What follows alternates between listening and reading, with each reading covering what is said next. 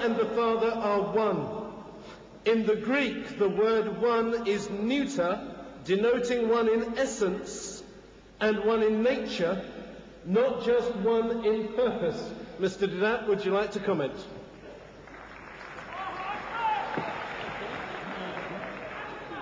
This one in Greek is hen, H-E-N, hen. Hen, one.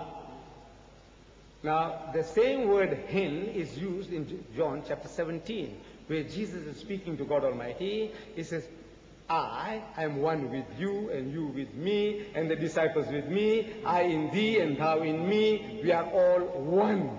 Hen, same hen. So now, if this one makes one in that bodily form like a sausage, one becomes like a sausage with God, or Jesus becomes one with God as a sausage, because it says this is one means one.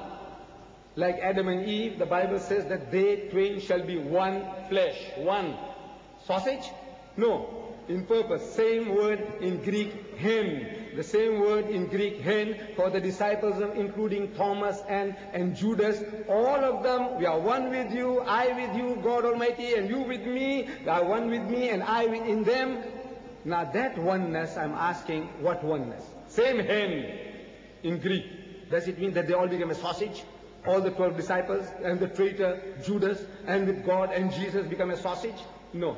This one is in purpose and not in body or power or omnipotent or omniscience.